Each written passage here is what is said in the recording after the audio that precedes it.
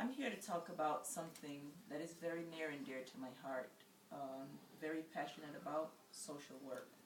More specifically, mental health counseling. And even though I'm not a social worker by profession, I do admire their hard work and dedication to help others. This life has a lot of challenges, and not everyone can deal and has the ability to handle these challenges. And so it takes a very special individual doing social work to help people to help themselves. I want to look at the second slide. What is social work? Social work is helping individuals overcome life's challenges. There are four core areas in social work and mental health counseling. You have the mental aspect, the social aspect, the physical, and the environmental. I'll just give some examples of environmental issues that one might have. Say, for instance, a child. The first day of school might be rough to be able to deal with other kids in a social and environmental level. It's a new place, and they're getting used to other kids. They have to get used to the teacher. Whereas for an adult, their first day on the job might be hard because they have to meet new friends, meet new people, and get going. The next slide we will look at is the attributes of social work, of a social worker. Willing, must love to volunteer readily and happily. Passionate, they must have a genuine interest in helping people and about the job itself. Caring, they must be sincere about helping people in a heartfelt way. Approachable, they must be friendly and easy to talk to. Tolerant, they must be able to withstand and endure adverse working conditions.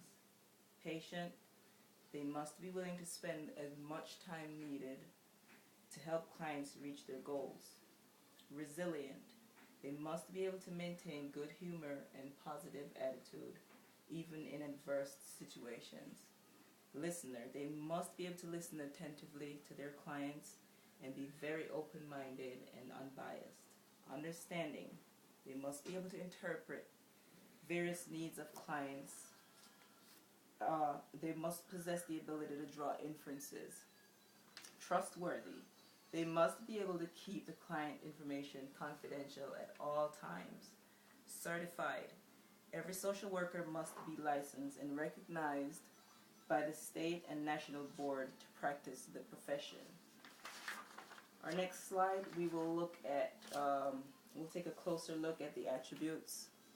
And the first picture right here shows willingness.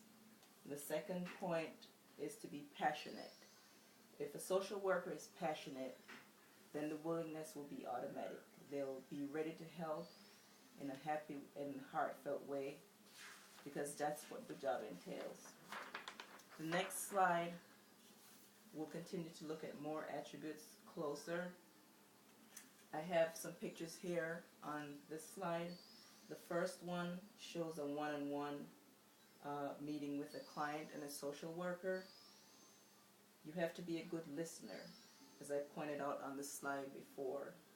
Some clients will open up more in a one-on-one setting, and if you look at the other picture, you'll see a group meeting. Some clients find it better to open up when they're having a group meeting as opposed to one-on-one. And sometimes you have to be able to put yourself in the position of the clients to understand and not to judge them, to better understand their needs and how you can help them. You look at more attributes closer. If you take a look at this picture right here, you see a client being defiant and stubborn. Sometimes you have to be patient with these clients. In the middle, tolerance. Sometimes you have to go and work in adverse working conditions. You might have to have a one-on-one with this gentleman with self-inflicted wounds from needle shooting crack cocaine. At the end of the meeting, he might want to shake your hands, and you might be resilient, but you have to be able to maintain good humor and positive spirits and shake his hand, whatever the end result might be. And if you look at this diagram right here, it's an individual, a victim from domestic violence. This black eye might have come from somebody in the household who has mental issues. But then you have a one-on-one with this person. You have to be able to focus on the real issue and not the person's black eye.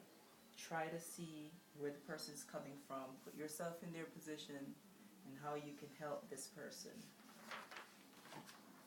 Want to take a look at the certification and the job forecast.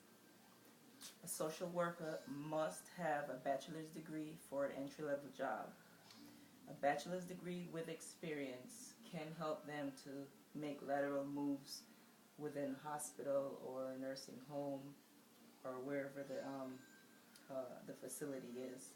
Specialized certification can enhance job opportunities. So a bachelor's degree with specialized certification in mental health counseling, drug and abuse, substance abuse, that will enhance your job opportunity.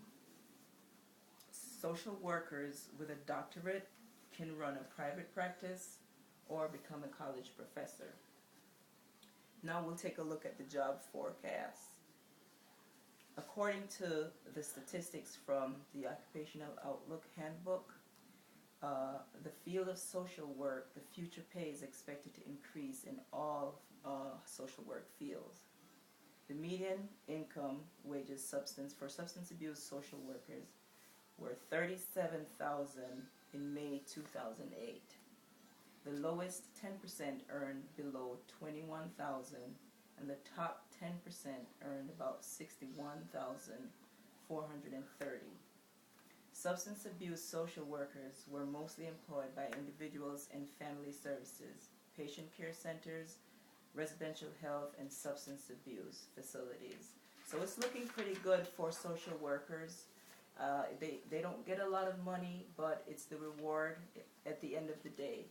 It's a rewarding career, and it's a great profession about people helping people. And this concludes my presentation at this time, and wanted to ask if I'll take any questions you may have at this time. Do you have a question, sir? No? No. No question? What is Okay. expected salary increase for social workers? The expected salary increase for social workers, based the substance abuse area, is expected to increase at about 7% over the next couple of years. Any other questions right now? No. Okay.